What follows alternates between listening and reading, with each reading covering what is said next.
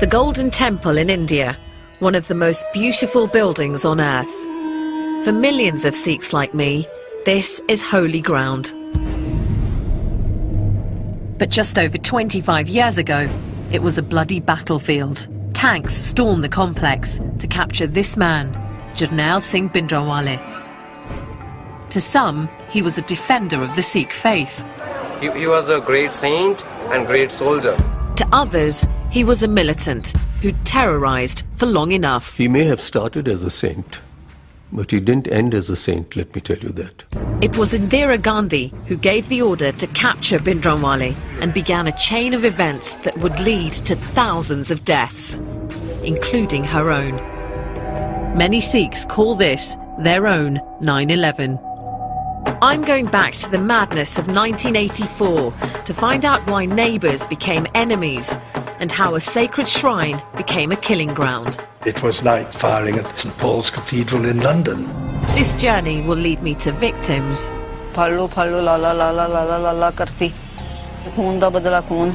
and heroes. I feel proud that I have saved one life.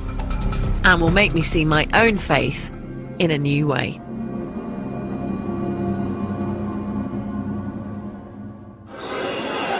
Justy? 10 years ago, I was visiting India with my family and we went to the Golden Temple. I was shooting a home movie, but then suddenly was overcome by the beauty and significance of the place. It was a truly spiritual moment. Oh, wow. So overwhelming, I had to stop filming.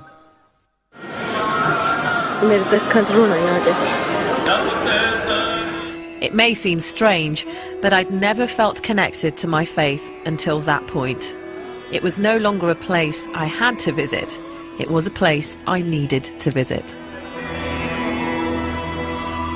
Violent clashes have broken out. I'm a presenter. I'm not a baptised Sikh, which means that I cut my hair and don't adhere to the religious dress code. But since that visit to the Golden Temple, I've wanted to learn more about the faith I was born into. Sonia Deol is in fact a stage name. I was born Jaswinder Kaur Sidhu, but going to a predominantly white school in Birmingham in the 80s, I remember feeling embarrassed by my traditional Punjabi-sounding name. I was more into pop music and fashion than the momentous news stories of the time, and quite a challenge for my mum and dad. What was I like as a little girl? Very cute. Very sweet. But a little cheeky as well. Do you remember this one? This picture? This is going to the Gurdwara, I think. Yeah. I mean, Mum, you used to make me wear some really dodgy Indian suits. I can't believe you made me wear that. But we always think if you try to wear English clothes, you might be an English girl. If you put Indian clothes, suit, take you to the temple, you might be changed to the... Into an Indian girl. Yes. I may not have become quite the traditional Indian girl my mum dreamed of, but as I've got older, I do now take my faith more seriously. And I regularly go to a Sikh temple or Gurdwara.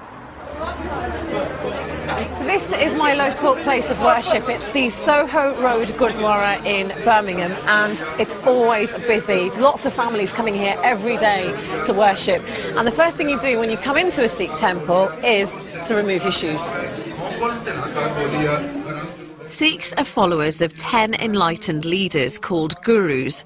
The first, Guru Nanak, taught that there is only one God and that men and women are equal. He stressed the importance of service to the wider community, so each Gurdwara has a free kitchen that anyone can enjoy. I've even seen Irish builders having their lunch break in here. The focus of any Gurdwara is the Holy Scriptures, or Guru Granth Sahib. We believe that this is not a book, but the definitive words of the Gurus. I know I'm biased, but my experience is that Sikhs work hard, often unnoticed, for whatever community they're part of. That's why these scenes from 1984 are so shocking. The whole of the front of it has been knocked out. There's rubble piled everywhere. You can only go into one. Because the Golden Temple is the symbol of Sikhism, millions around the world saw the army action quite simply as an assault on their faith. I don't understand why this attack took place and the tragic events that followed afterwards. For me, I think this journey is going to be an emotional one, at times a painful one, and I know it's going to teach me something about my own identity as a Sikh and how I'm going to cope with that. I don't know.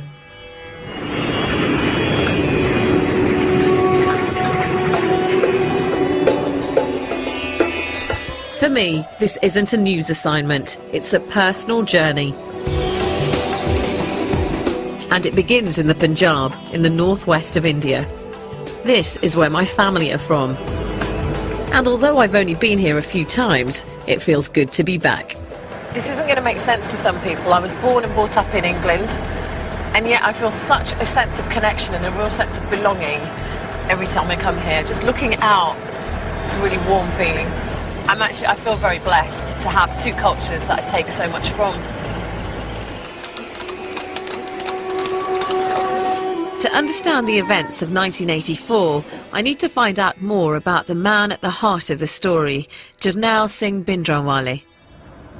He was born in a violent year, 1947, the year of partition, when the Punjab was divided between India and the new nation of Pakistan. At the age of 13, Jarnail Singh was sent to a religious school in the Punjab countryside, and it was there that a dramatic transformation took place. I'm off now to the school to find out why this young boy turned into such a fiery, inspirational leader. The school, called the Dandami Taksal, is a deeply religious place. So I've changed out of my Western clothes into a traditional Punjabi outfit. I must admit to feeling rather nervous about being here. This is a strict male-dominated community, and they may not approve of a Sikh woman with cut hair like mine.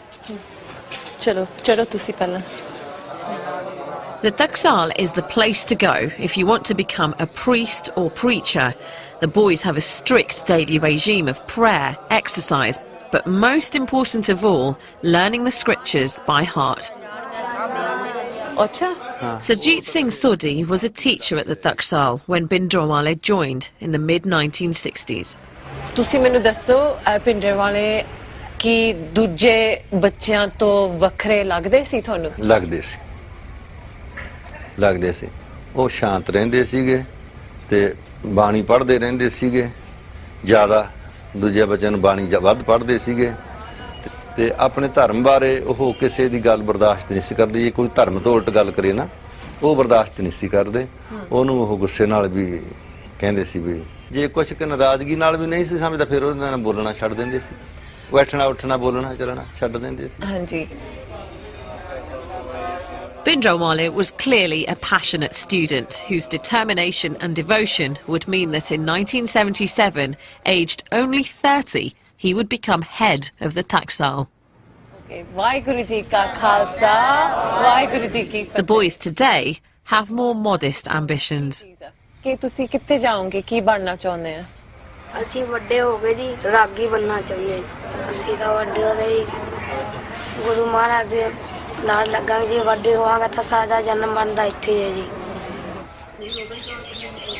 The Taksal has posed more questions than given answers. The Bhindranwale I heard about was someone who, if he disagreed with your religious views, would at worst just ignore you. We obviously know that there was more to him than that, and I have to find out what it was that changed him. The answer has to lie in the politics of the time. The leading Sikh party were the Akali Dal, who campaigned for greater autonomy for the Punjab. Lined up against them were the Congress party, dominated by Indira Gandhi and her son Sanjay. Congress had always advocated a secular, united India, and the Gandhis feared that the Akali call for greater autonomy in fact meant a separate Sikh religious state. In 1977, Indira Gandhi asked Sanjay to find a way to break the Akali Dal influence in the Punjab. Sanjay looked for someone who could set up a rival faction. Of the list of 20 names he was given, the new leader of the Of the list of 20 names he was given, the new leader of the Taxal clearly had the greatest potential. Bhindranwale had become well known for urging village Sikhs to abstain from drink and drugs and not cut their hair. His Back to Sikh Basics campaign touched a nerve, and he was baptising young men and women in their hundreds. My guide to the complicated world of Indian politics is Sir Mark Tully, who for 22 years was the BBC's chief correspondent in India. Throughout 1984, his reports were a lifeline for British Indians, anxious for news. Bhindranwale was chosen in part because of his extreme religious views and because it was thought that compared with the rather tired, elderly leaders of the Akali Dal, compromised in various ways, here was a young guy who was, in fact, a devout and practicing Sikh. And it must have been very tempting to him, because obviously what the Congress were telling him was, you come along with us and we'll make you the ruler of Punjab, in effect, really. So Congress needed someone to sing their tune? Who could, I think, be made to sing their tune might be a better way of putting it. Someone who could be groomed. And really it was more to take a stand against the Akalis than to sing the Congress tune. Do you think Bhindranwale was a natural politician? No, he wasn't really a natural politician. He was much more a natural, fanatical, religious leader than a natural politician. Mark met Bhindranwale on a number of occasions and found him to be an intimidating man. I remember one thing which happened to me when I was at a press conference, and being a bit of a fidgety sort of person, my foot almost, because we were all sitting on the floor, of course, almost touched his sword. And then Bhindranwale looked at me, and I really almost thought to myself, God, this sword's going to be used on me for this. He was a frightening figure, there's no doubt about that. Bhindranwale generates strong feelings. What some saw as frightening, others saw as inspiring. They believed he was merely upholding Sikh rights and fighting heresy. Some even hoped he'd bring about their dream of a Sikh state called Khalistan. But in the early 80s, Bhindranwale and his followers were repeatedly accused of intimidating and murdering their opponents. In September 1982, the owner of a newspaper chain critical of Bhindranwale was shot dead. Bhindranwale was suspected of masterminding the killing and arrested. What happened next was a turning point. Court proceedings began, but then to the surprise of many, he was released without charge. The government had arranged Bhindranwale's freedom, believing he was more used to them out of prison, campaigning against the Akali Dal party. He celebrated with a triumphant drive around Delhi. Bhindranwale was seen as a hero who had stood up to the government and won. He may have felt that he could now achieve greater support opposing the government than working with them. Mark Tully has his own theory why Bhindranwale turned against his Congress allies. During the raid to arrest Bhindranwale, the police accidentally or deliberately destroyed his most precious possessions. During the arrest, the police managed to burn every sermon that Bhindranwale had ever preached, because Bhindranwale had a secretary who used to write down every sermon that he preached. And thereafter, Bhindranwale would frequently, when attacking the government, say, "What can you say about someone who kills your children?" His children being his sermons. And this really does seem to have been something which went into him very sharply.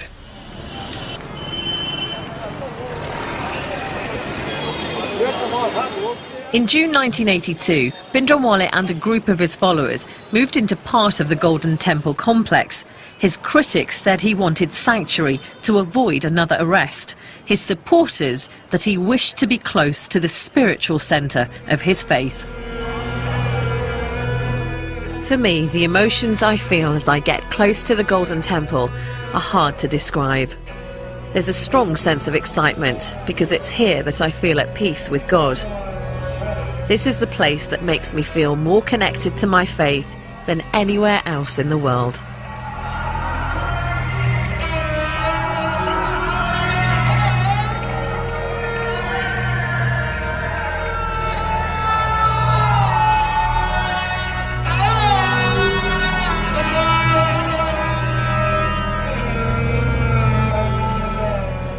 is the Golden Temple, or Darbar Sahib as Sikhs know it.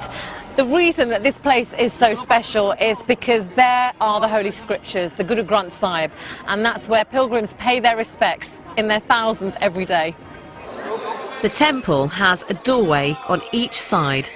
That's to symbolise access to all, even other faiths.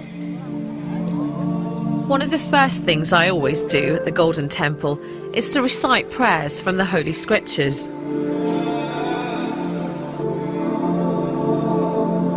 Although I'm surrounded by thousands of pilgrims, nothing distracts me.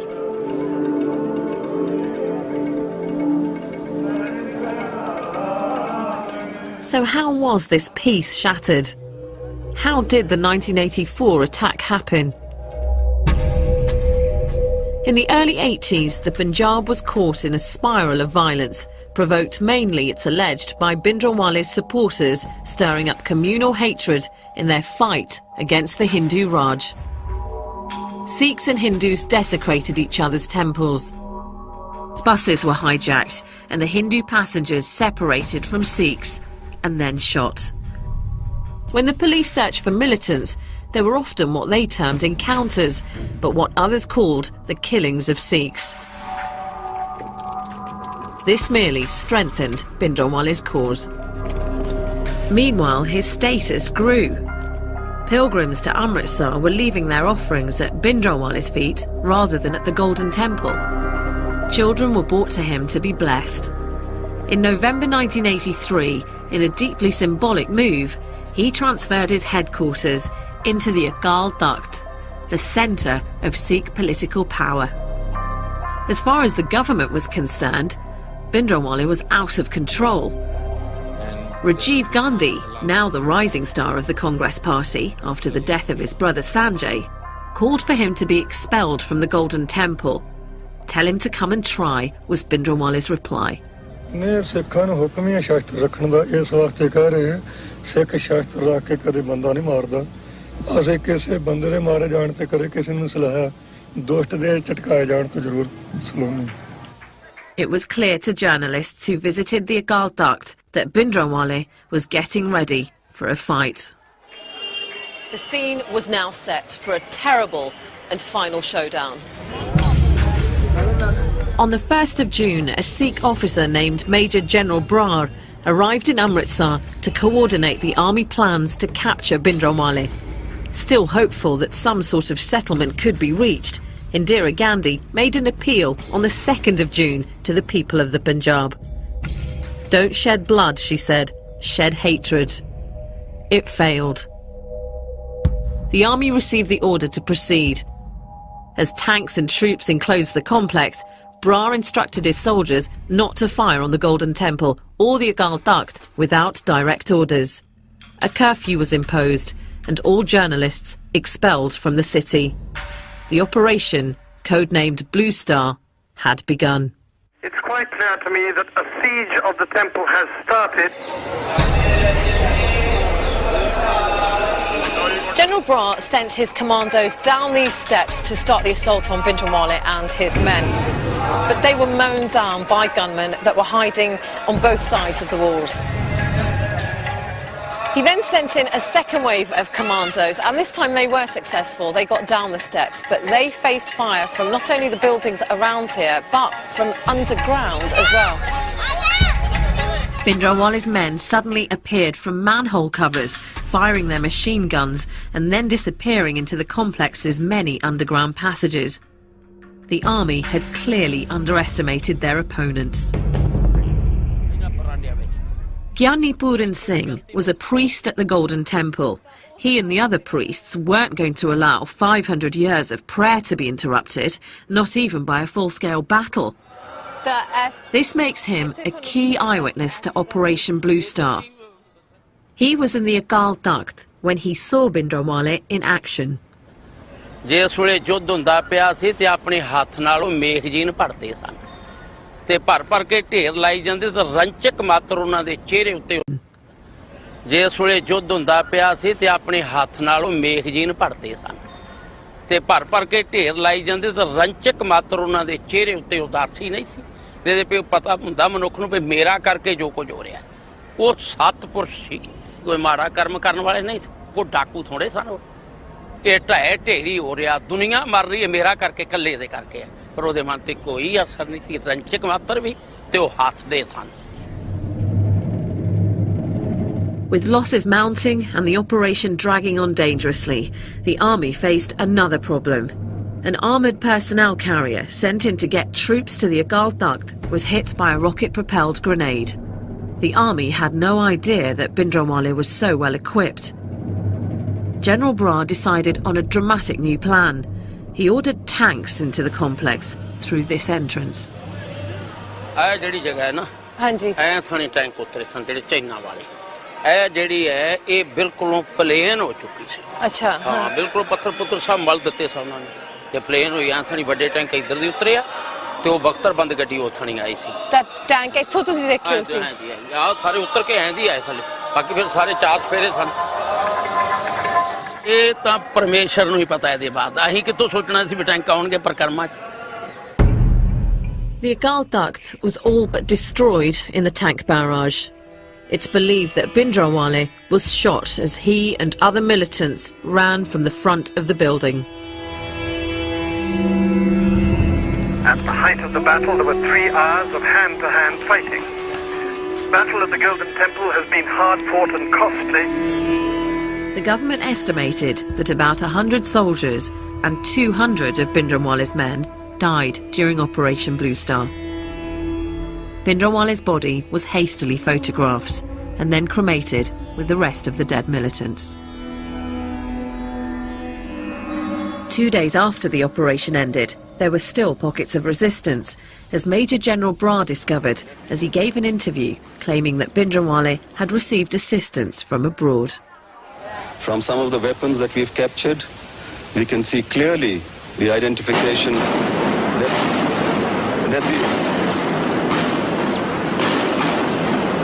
we can clearly establish that these weapons have been obtained from China or Pakistan. But there's another side to Operation Blue Star. It's the story of those caught in the crossfire. When the attack happened, these men, all from the same village, were in the temple complex along with their families and hundreds of other pilgrims to celebrate the anniversary of the martyrdom of the temple's founder. In the early hours of the 6th of June, these men claim the army stormed their hostel looking for Bhindranwale's men. Grenade hit the kamre gaye ਸੀ ਸ਼ੀਸ਼ੇ ਵਿੱਚ ਦੀ ਸ਼ੀਸ਼ੇ ਵਿੱਚ grenade ਜਿਹੜੇ ਬੰਦੇ ਸਮਝ ਲੈ ਪਾਏ ਸੀ ਉਹ ਠੀਕ ਰਹੇ ਜਿਹੜਾ ਬੰਦਾ ਬੈਠਾ ਸੀ ਬੱਚਾ ਸੀ ਬੱਚਾ ਸੀ ਪੌਣੇ 2 ਸਾਲ ਦਾ ਮਤਲਬ ਦੁੱਧ ਚੁੰਗਾਉਂਦੀ ਸੀ ਜਦੋਂ ਦੁੱਧ ਚੁੰਗਦਾ ਤੇ ਉਹਦਾ ਗ੍ਰੇਨੇਡ ਨਾਲ ਸਾਰਾ ਪਾੜ ਗਿਆ ਮੱਥਾ ਇੱਥਾ ਗਲ ਉੱਡ ਗਿਆ ਪਰੇ ਤੁਹਾਡੇ ਸਾਹਮਣੇ ਹਾਂਜੀ ਸਾਹਮਣੇ ਵਿਚਾਲੇ ਬੈਠੇ ਸੀ ਸਾਡੇ ਇੱਕ ਇਹਨਾਂ ਦੀ ਮੰਮੀ ਸੀ ਇੱਕ ਮੇਰੇ ਘਰ ਵਾਲੀ ਸੀ ਇੱਕ ਇਹਨਾਂ ਦੀ ਗੁੱਡੀ ਸੀ ਤੇ ਇੱਕ ਬੰਦਾ ਅੰਮ੍ਰਿਤਸਰ ਜ਼ਿਲ੍ਹੇ ਦਾ ਇਸੇ ਜ਼ਿਲ੍ਹੇ ਦਾ ਸੀ ਉਹ ਚਾਰੇ ਉੱਤੇ ਮਤਲਬ ਮੌਕੇ ਤੇ ਹੀ ਮੌਤ ਹੋ ਗਈ ਆਹ ਗੋਲੀ ਲੱਗੀ ਆਹ ਗ੍ਰੇਨੇਡ ਦੇ ਟੁਕੜੇ ਵੱਜੇ ਇੱਧਰ ਦੀ ਇਹ ਵੱਜਿਆ ਆਹ ਇੱਥੋਂ ਦੇ ਟੁਕੜੇ ਆ ਥੋੜੇ ਟੁਕੜੇ ਆ ਇੱਥੋਂ ਦੇ ਆ ਸਾਰੇ 24 ਰੌਣੇ ਵੱਜੇ ਜੀ ਬੱਚੇ ਦੇ ਤੁਹਾਨੂੰ ਕੋਈ ਵੀ ਖਬਰ ਮਿਲੀ ਸੀ ਆਰਮੀ ਵੱਲੋਂ ਕਿ ਸੰਗਤ ਨਿਕਲ ਜਾਵੇ ਨਹੀਂ ਕੋਈ ਖਬਰ ਨਹੀਂ ਮਿਲੀ ਸਾਨੂੰ ਖਬਰ ਤਾਂ ਜੇ ਮਤਲਬ ਮਿਲਦੀ ਉੱਥੇ ਮਰਨ ਨੂੰ ਕਿਹਦਾ ਜੀ ਕਰਦਾ ਵੀ ਅਸੀਂ ਇੱਥੇ ਮਰ ਜਾਈਏ ਜਿਹੜੇ ਆਰਮੀ ਵਾਲੇ ਆ ਜਨਰਲ ਬਰਾੜ ਉਹ ਤਾਂ ਕਹਿੰਦੇ ਆ ਉਹਨਾਂ ਨੂੰ ਅਟੈਕ ਕਰਨਾ ਪਿਆ ਸੀ ਕਿਉਂਕਿ ਅੰਦਰ ਅਤਵਾਦੀ ਸੀ ਅਸੀਂ ਤਾਂ ਕੀ ਸੋਚਦੇ ਸੀ ਨਾ ਤਾਂ ਸਾਨੂੰ ਅਸੀਂ ਅਤਵਾਦੀ ਦੇਖਿਆ ਕੋਈ ਨਾ ਅਸੀਂ ਭਿੰਡਰਾਲਾ ਦੇਖਿਆ ਨਾ ਇਹਦੇ ਬਾਰੇ ਹੁਣ ਅਸੀਂ ਕੁਝ ਕੀ ਕਹਿ ਸਕਦੇ ਹਾਂ ਅਸੀਂ ਤਾਂ ਆਪਣੀਆਂ ਜਾਨਾਂ ਦੀ ਸਿਰ ਬਣੀ ਦੀ ਵੀ ਆਪਦੀ ਜਾਨ ਬਚ ਜਿਹੜੀ ਜਨਤਾ ਦਾ ਨੁਕਸਾਨ ਕਰਿਆ ਇਹ ਕੱਲੇ ਭਿੰਡਰਾਂ ਦੇ ਖਾਤਰ ਫਿਰ ਇੰਨੀ ਪਬਲਿਕ ਦਾ ਤਾਂ ਕੋਈ ਫਾਇਦਾ ਹਾਸਲ ਨਹੀਂ ਦੀ It's hard to get any accurate figures of how many pilgrims died. Maybe it's better not to know. This has been a hard day, talking to the eyewitnesses and picturing the battle in this sacred place. But now I need to hear an account of Operation Blue Star from a very different perspective. I'm waiting for the man who's at the heart of this story, Major General Bra. Because of the controversial decisions he took, he's needed police protection for over 25 years. We've had to keep the details of our meeting secret. I've done many interviews in my career, but none have felt quite so personal. First, I want to know how he copes with the constant threats to his life. It doesn't feel good, but what can you do about it? I got a call from my son who was in America some years ago, 2 years ago, to say that please go onto the net and open up a site. And there, as you open the website, they said, our number one enemy of the Sikhs today is General Kuldeep Singh Brar. There have been 6 assassination attempts on his life, which have not succeeded, but the 7th one will. So those of you who are in favor of joining in for this, click here. Are you scared? I'm not scared. There must be some fear. You're under constant protection. It's in your psychology, it's at the back of your mind, that's about it. The timing of Operation Blue Star outraged many Sikhs. It was launched during an important religious festival. The complex was full of pilgrims like those I met. Many were killed. Why did the army go in at such a sensitive time? The orders given were, please go in as soon as possible because things have gone to a very serious state. Bhindranwale is in total command of the situation, and the longer we allow this to happen, the more difficult it will be later on to curb it. It has nothing to do with any religious sentiments. And the question is that if pilgrims were inside, we lifted the curfew on the 3rd night to allow them to come out, those who wanted to come out. Many came out. But what about the eyewitnesses that said they didn't hear any of the announcements? That's not true. That's not true. I mean, there were loudspeakers blaring away all the time. But the fact is, it's very difficult to distinguish in the middle of the night who's a civilian and who's a militant. The firing is coming and the firing is being returned. And in crossfire, some civilians die and some militants die. It's not easy to differentiate. Why go in when you know there are pilgrims inside? How long do you wait? You wait the next day, we won't be able to go in. But where could Bhindranwale have gone if you had pretty much the whole place surrounded? No, it was not only a question of having the whole place surrounded. We would get surrounded in the next 24 hours.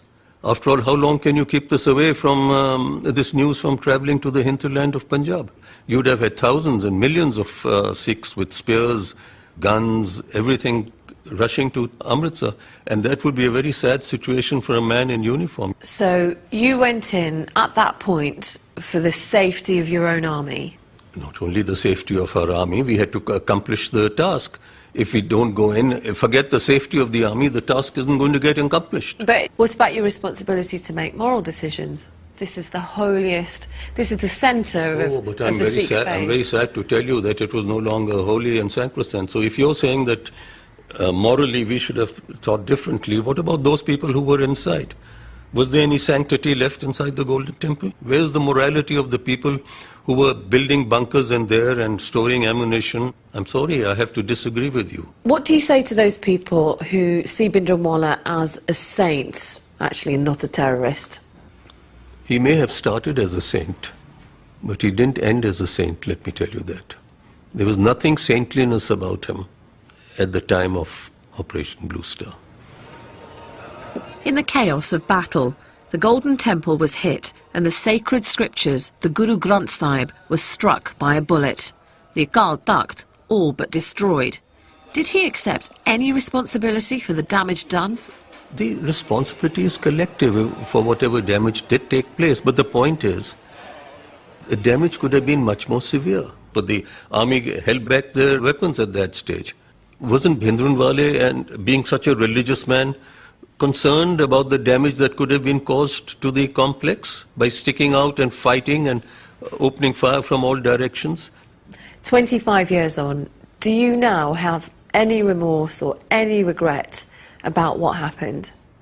On the actions that I was asked to carry out, I was quite convinced that they were legitimate orders given and they had to be done. The remorse and sorrow is there for those human beings who lost their lives. One feels sorry for them. One doesn't only feel sorry for the innocent people who've lost their lives, but even those who are not innocent, who lost their lives, those who were the militants there, because after all they have families also. And don't ever, those who were the militants there, because after all they have families also. And don't ever think that those who were involved in this operation didn't feel remorse or pity or sadness or sorrow. They did for whatever happened. No one likes to kill. No one likes to destroy. No one likes to hurt. What impact has this had on you personally? It is an enormous impact. Once you put on your uniform, you have to accept these things. You have to accept the fact that there will be ups and there will be downs. But was this a price worth paying? I don't know. I really don't know. General Brar is clearly critical of Bhindranwale. In fact, I did meet other Sikhs who felt Bhindranwale should not have been in the Golden Temple complex in the first place, but they weren't prepared to say that on camera. Bhindranwale still has passionate supporters who see him as a martyr and are unhappy with any criticism of their dead leader. Close to the Golden Temple, I came across a bookstall selling all kinds of Bhindranwale memorabilia. What does it say on the back of his t-shirt there? It's written Bhindranwale Babbar Shera. How old are you? I'm 18. 18. And is Bhindranwale a hero for you? Yeah. He was a great saint and great soldier. How are you connecting with what he says? By reading books, by listening from other people's. So, you are Indian? I'm Indian, yes. You believe in Mahatma Gandhi? You were not at the time of Mahatma Gandhi, but you say that he is the father of a nation. Why? By listening, by reading books. So same as that. Same with me. As a Sikh boy today, is anyone attacking your faith? Attacking? Not personally, but in schools people attack.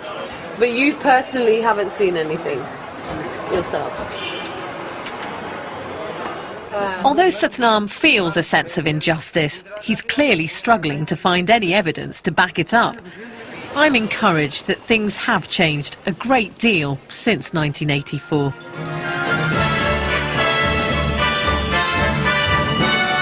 Swords of protest in London. The Sikhs show their anger over Amritsar. The assault on the Golden Temple stunned India and the world. In Britain, there were large demonstrations denouncing Mrs. Gandhi. Several effigies of the Indian Prime Minister attracted the full force of the demonstrators' fury. A community that had been almost invisible was suddenly on the streets and making headlines. I have vague memories of seeing these scenes as an 11-year-old. Then they confused me. Now I understand them.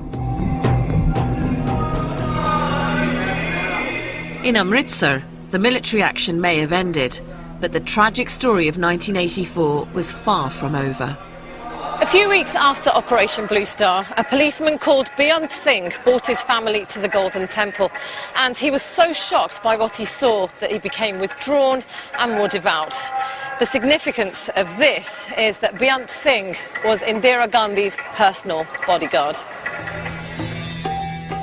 Beyant Singh had travelled with the Prime Minister around the world and was one of the most trusted members of her security team.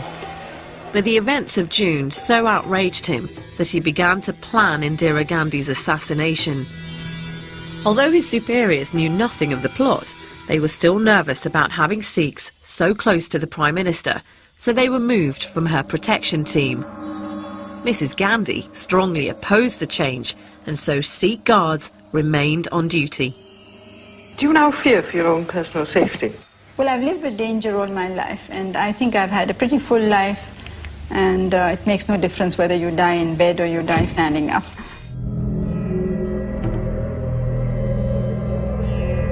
On the morning of the 31st of October, Indira Gandhi left her home in Delhi to take part in a TV interview.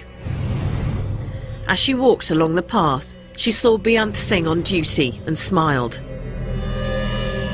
He drew his revolver and fired 5 shots at close range. An accomplice, Satwant Singh, opened fire with a machine gun.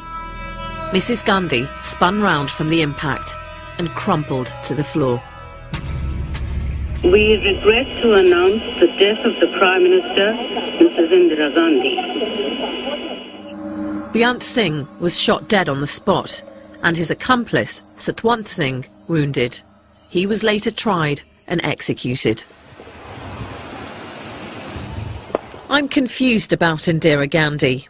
It could be argued that Operation Blue Star showed she had little regard for the Sikh faith, and yet she retained her Sikh bodyguards against advice. But at present you hold no political office, you hold... Mark Tully knew Mrs Gandhi well, having interviewed her many times. How did he explain her decision to keep her bodyguards? Well, I think this was Indira Gandhi wanting desperately to show that she was not an enemy of the Sikh community and wanting very much to do whatever she could to calm the thing down again after Operation Blue Star. But can you understand why some people see Indira Gandhi's action as an attack on the Sikh faith? Yes, of course I can understand the deep sorrow, horror of Sikhs. I mean, I know that if someone came and started firing at St Paul's Cathedral in London, I know the way that I would feel. But I do think that also Sikhs should realise that mistakes were made on both sides and that there was a great deal of violence going on, violence done by Bhindranwale's men.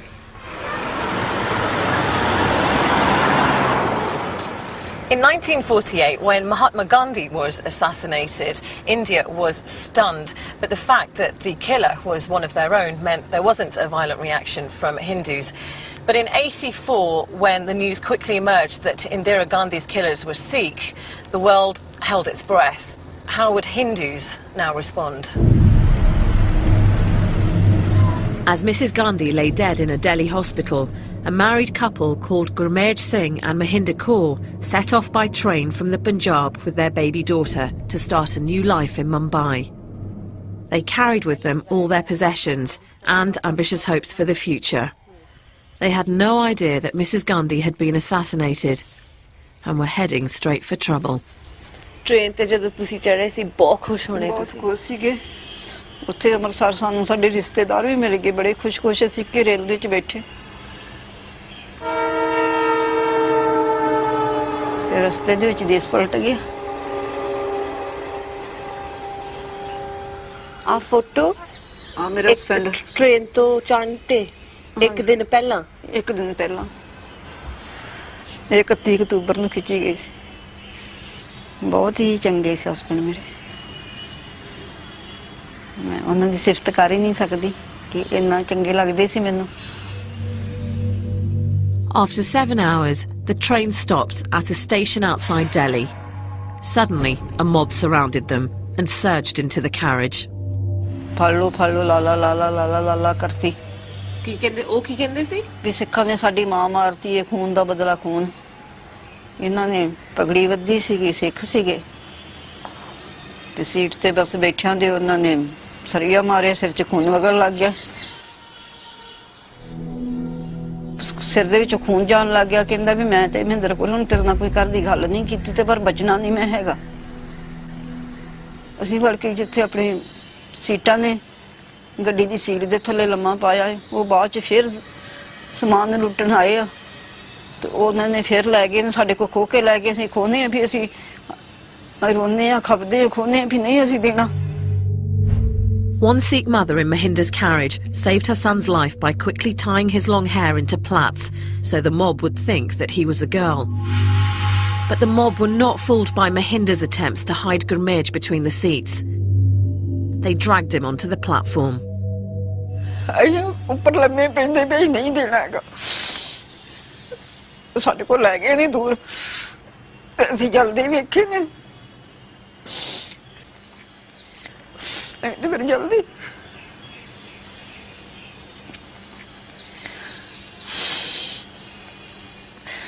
ਪਤਾ ਮੈਨੂੰ ਕਹਿਣ ਲੱਗਿਆ ਵੀ ਇਹ photo ਤਾਂ ਮੜਾਉਣੀ ਆ ਜੇ photo ਸੋਹਣੀ ਆਏਗੀ ਤੇ ਮੈਂ ਆ ਕੇ ਮੈਂ ਬਾਅਦ ਚ ਜੱਜਮੈਂਟ ਕਰੂੰਗਾ ਫੋਟੋ ਆਪਾਂ ਤੇ ਜੇ ਫੋਟੋ ਸੋਹਣੀ ਹੋਈ ਤੇ ਫਿਰ ਮੜਾਉਣੀ ਨਹੀਂ ਤੇ ਮੜਾਉਣੀ ਨਹੀਂ ਉਹਨਾਂ ਦਾ ਬਚਨ ਸੀ ਫਿਰ ਉਹਨਾਂ ਦੇਖੀ ਨਹੀਂ ਮੈਂ ਮੜਾਈ ਨਹੀਂ It's been a difficult time for Mahinder. Since 1984, she's raised her daughter alone. But recently, after a long battle,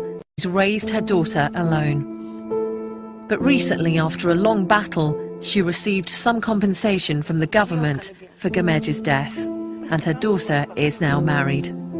At last, joy has come into Mahinder's life.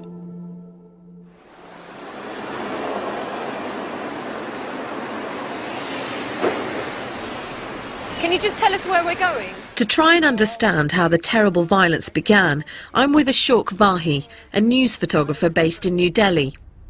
In 1984, he was at the hospital where Indira Gandhi was taken to get shots of the crowd outside. But then he came across a very different story. Firstly, it was not allowed to go inside the hospital. Then one of the hospital security has come. He knows me. And he said, hey, listen, you can have a very good picture that some of the Sikh boys, young boys, are inside the casualty. Emergency. I went inside, immediately I made my camera and took one, two shot took. What Ashok had discovered was a group of terrified young men, beaten and robbed of their turbans. News had got out that Mrs. Gandhi's killers were Sikhs, and a mob was out for revenge. Is that blood on his shirt? Yeah, that is blood. Now you can see their faces. See this boy. See their eyes. How they feel. If we go out, huge crowd is there, they will be again attacked by public.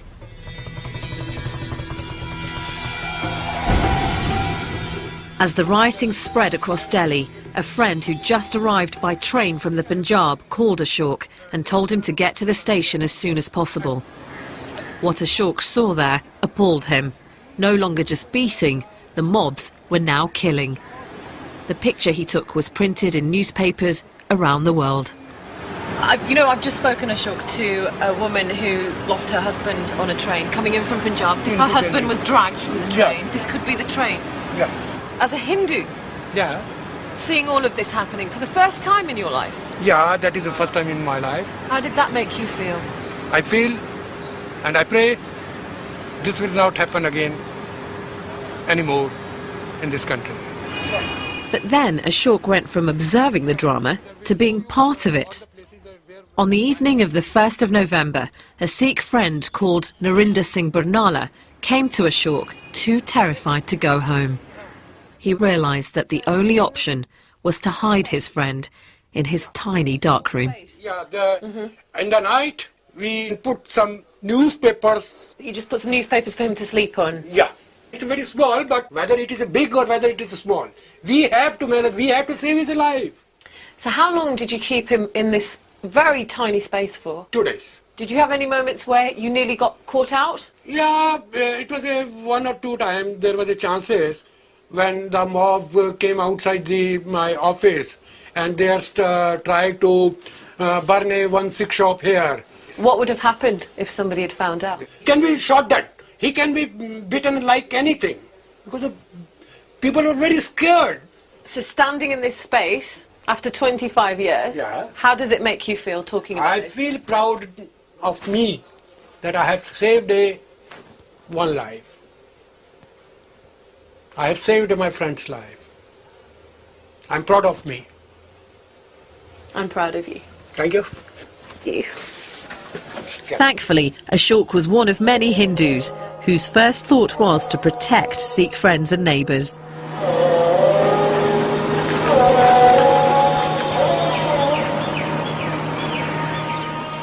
The attacks didn't just happen in central Delhi, where Ashok was. The mobs wanted to kill in greater numbers, so they headed to the outskirts of Delhi, areas like Trilokpuri and Mongolpuri. That's where the Sikh communities lived. Almost every family has a story of murder, burning and beating. He was burned alive in the garage along with the car. At their local Gurdwara, I met 3 men who'd all lost loved ones. Inside is a painting depicting the horrors of the mob violence. The local Sikh community had described their ordeal to a painter, and slowly a macabre picture was created.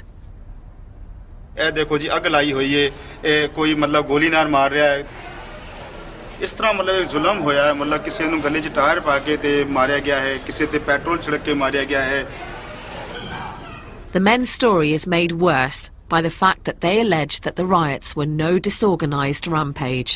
जो police सी ਉਹਨੇ ਆ ਕੇ ਸਾਨੂੰ ਧਮਕਾਇਆ ਕਿ ਜਾਂ ਤਾਂ ਤੁਸੀਂ ਆਪਣੇ ਘਰਾਂ ਵਿੱਚ ਚਲੇ ਜਾਓ ਨਹੀਂ ਤਾਂ ਫਿਰ ਅਸੀਂ ਤੁਹਾਨੂੰ ਮਾਰਾਂਗੇ ਜੇ ਤੁਸੀਂ ਘਰ ਚਲੇ ਜਾਓਗੇ ਤੇ ਅਸੀਂ ਤੁਹਾਡੀ ਰੱਖਿਆ ਕਰਾਂਗੇ ਤੇ ਹਰ ਬੰਦਾ ਆਪਣੇ ਆਪਣੇ ਘਰ ਪਰ ਚਲਾ ਗਿਆ ਉਸ ਤੇ ਫਿਰ ਉਹਨਾਂ ਨੇ ਗੁਰਦੁਆਰਾ ਸਾੜਿਆ ਸਭ ਤੋਂ ਪਹਿਲੇ ਗੁਰਦੁਆਰੇ ਸਾੜ ਕੇ ਫਿਰ ਜਿਸ ਤਰ੍ਹਾਂ ਪਤਾ ਲੱਗਿਆ ਵੀ ਘਰਾਂ ਵਿੱਚ ਅਸੀਂ ਵੜ ਗਏ ਹਾਂ ਤੇ ਫਿਰ ਉਹਨਾਂ ਨੇ ਆਪਣੇ ਬੰਦੇ ਛੱਡ ਦਿੱਤੇ ਕਿਸੇ ਹਰ ਘਰ ਤੇ ਕਿ 100 ਕਿਸੇ 200 ਕਿਸੇ 50 ਬੰਦਾ ਸਮਝੇ ਨਾ ਅਸੀਂ ਕਿਸ ਤਰ੍ਹਾਂ ਹੀ ਕੱਪੜੇ ਪਾ ਕੇ ਜਨਾਨੀਆਂ ਦੇ ਕੱਪੜੇ ਪਾ ਕੇ ਤੇ ਅਸੀਂ ਕਿਸੇ ਤਰ੍ਹਾਂ ਵੀ ਜਨਾਨੀਆਂ ਸਾਨੂੰ ਲੁਕਾ ਕੇ ਤੇ ਆਪਣੇ ਘਰੋਂ ਕੱਢਤਾ ਤੇ ਅਸੀਂ ਬਾਹਰ ਚਲੇ ਗਏ ਉਸ ਤੋਂ ਬਾਅਦ ਜੋ ਕੁਝ ਹੋਇਆ ਉਹਨਾਂ ਬੀਬੀਆਂ ਨਾਲ ਵਿਧਵਾਵਾਂ ਨਾਲ ਜਿਸ ਟਾਈਮ ਵਿਧਵਾ ਪ੍ਰੈਜ਼ੈਂਟ ਨੇ ਉਹਨਾਂ ਨਾਲ ਸਾਰੇ ਅੱਖਾਂ ਨਾਲ ਉਹਨਾਂ ਨੇ ਵੇਖਿਆ ਸੀ ਇਹਨੂੰ ਗਲੇ 'ਚ These three men had an extraordinary escape. It's estimated that about 3,000 Sikhs were killed in Delhi alone. 50,000 fled the city. It's chilling to think that the violence may have been made worse by those that should have protected them. The human cost of the barbarity can be found in these block of flats. Here, women who lost husbands and sons were resettled in what's become known as the widows' colony. For them, what they saw just over 25 years ago is still raw and deeply painful. हम तो दोषी नहीं हुए ना, पर गरीब मार कर दी, 3 बेटे मार दिए, बड़ा मार दिया, पोता मर गया, हमारे घर में मरते तो ना गया ना। आप बताएं, आपके परिवार पर क्या बीती गई, क्या हुआ था? मेरे 4 लड़के, 4 लड़कों को मेरे को जला दिया, मट्टी का तेल दुनिया के कमरे में निकलते रहे, वो घेर घेर के जलाते रहे, टायर भी लगा दिया बीच में दोनों के और आग लगा दी। हाय मम्मी हाय पापा, हाय मम्मी हाय पापा कर रहे और हम उधर रो रहे। आपने देखा अपनी आंखों से देखा, ये मेरा लड़का मुंडा बड़ा सोटी से मारा, लाठी से, ऐसा सो रहा लड़का हमारा। दिन भर दिन आपकी जिंदगी आसान होती है कि नहीं? जब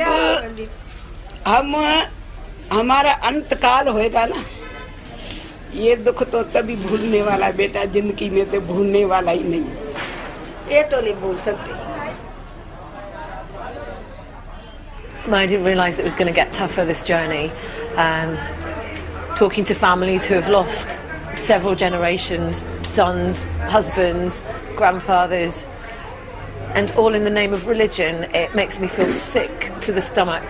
I was just sitting there thinking, for me personally, my dad is my rock. I can't imagine my life without a father figure, without my dad. I can't imagine my life without my dad. And they've lost all their male figures in their family, and that's really hit me more than anything.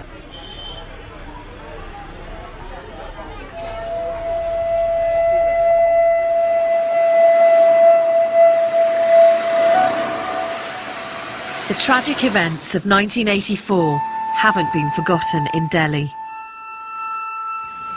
I've been told of a simple ceremony taking place that marks the year in a practical and moving way. Hello, Sat Shri Akal. Harvinder Fulkar is a lawyer who's devoted most of his career to campaigning for justice for those who've lost relatives in the riots.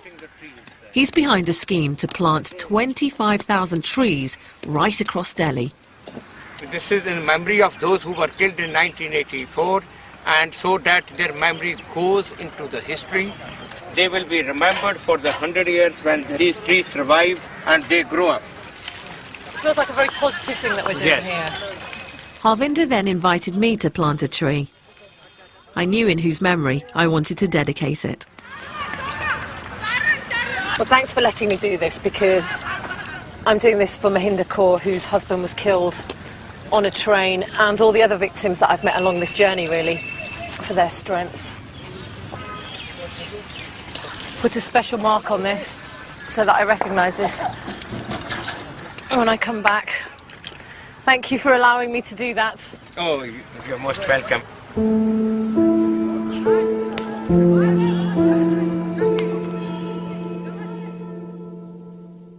One group had tried to take refuge in their temple. One group had tried to take refuge in their temple. It was set on fire, their bodies dumped in a ditch.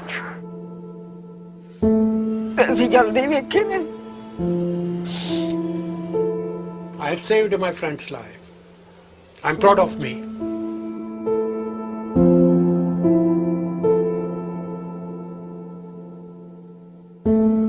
Although Harvinder's fight for justice and a proper inquiry into the Delhi violence continues, India today feels a more integrated nation. It even has a Sikh Congress Party Prime Minister. That evening, Sikhs and Hindus come together in a strong show of unity.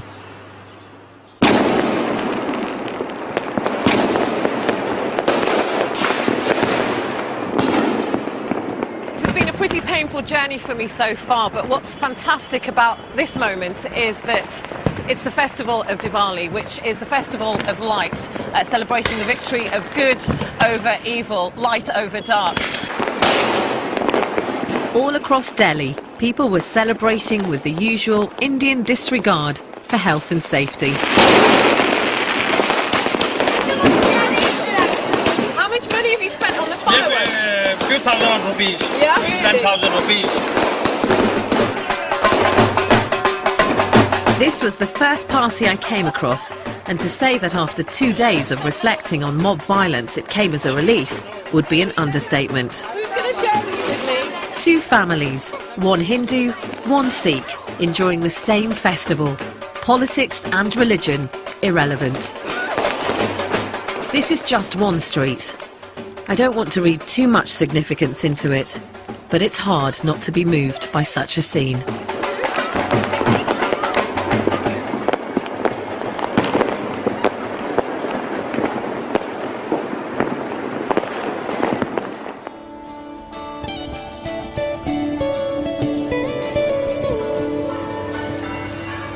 I've returned home to Britain to explore the importance of '84 to Sikhs here and to make some decisions of my own. In Britain, Sikhs watched helplessly as events unfolded in India. They demonstrated in their thousands and welcomed family members who fled the violence. Inderjit Singh is one of the leaders of the British Sikh community. We protested, we wrote letters, we placed adverts in the daily newspapers. We did everything we could. It was reacting to the outrage that Sikhs wanted to demonstrate to the world. We are a minority. Please look at what's happening to our community. People came from all over the country, placards criticizing the Indian government and drawing attention to the wider world about what was happening. It was a very emotional affair. Over the course of time, what happened to that anger? Has it calmed down? Has it got stronger? Oh, none of us can be angry for too long. We do calm down, but sometimes the hurt remains. And in India, in this country, the hurt remained.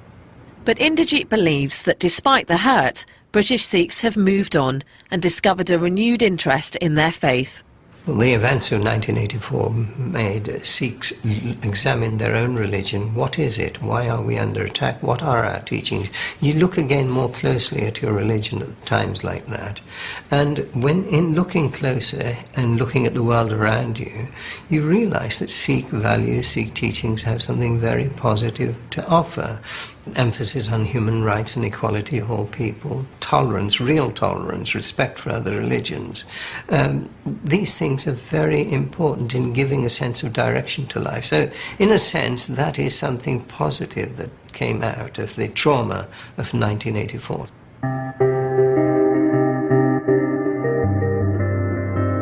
As I near the end of my journey, my head is in a whirl. My questions are now more personal than political. Learning about 1984 has affected me deeply. But what should I do now? Should I be making changes to my life? I'm heading north to meet a young woman who I hope can give me some clarity. 1984 has played a huge part in Ravinder Kaur's life. I find her at the Gatka martial arts class in Doncaster that she runs with her husband. This is Gatka in full swing. They wanted to take the anger they felt at the events of 25 years ago and channel it into something positive. Gatka is, as much as it is martial, is very spiritual as well. We come from such a rich history, it's criminal to almost leave it behind. Bless us with the ability to be able to carry on this martial art. Bless us with the Leading this class is just part of a dramatic change in Ravinda that started when she read an account of the assault on the Golden Temple. I remember coming downstairs, looking at my dad and just falling and crying. And he said, you know, what's wrong? And I said, I cannot believe that something of this magnitude has happened with us. And I'm, you know, here I am, completely lost. I don't have a clue as to who I am. So before you were baptised in 2005, was your hair short? What was it like? My hair wasn't short, but it was curly. You know, I didn't have a turban. I didn't, you know, I didn't dress the way that I do. You look more like me? Absolutely. And are you more content now? Prior to 2005, I'd walk with my hunched shoulders, you know, down the street. And I was almost, to be honest, I was just another brown face in the crowd. To me, that's what I was. Now I walk with a presence, and that presence is only there, I can say, absolutely most definitely, it's only there because of my turban. I admire Ravinda Kaur for the changes she's made, especially her decision to wear a turban. And I keep thinking of all the people I was told about who were attacked or killed because they wore a turban. I've realised for the first time quite how important it is for a Sikh to be identified as a Sikh. And that's made me question how I look and practice my faith. If I'm honest, I'm a Sikh who's bending the rules to suit herself. I'm avoiding the tougher decisions. And even though I feel guilty, becoming baptised would be a huge challenge. Never being able to cut my hair would be very difficult for me to follow, especially as a woman living in the West doing the job that I do. I don't know whether I will ever get to that point. Who knows? At the moment, I'm still travelling on that path. Not quite there yet. But I've experienced something I never thought would happen. For the first time, I actually feel connected to my full Sikh name. After going on this journey, that's the one significant change that I have really felt. I'm so proud of the name that I was given by birth, my proper full Sikh name, and the frustrating part of this is that I can't go back to being Jaswinder Kaur Sidhu. I have to be Sonia Diol, because that's how everybody knows me. But if I could, I would right now change it to Jaswinder Kaur Sidhu, which just makes me feel brilliant inside. As for the events of 1984, the attack on the Golden Temple should never have happened. It was ill thought out, and the repercussions were devastating. I used to think 84 was all about politics. Now I think it's about innocent people and the high price they've had to pay. I can never again visit India without feeling the grief and sadness of those I met. It'll always be a beautiful and sacred place, but the bloodstains on the marble have told me a different story, which will be impossible to forget.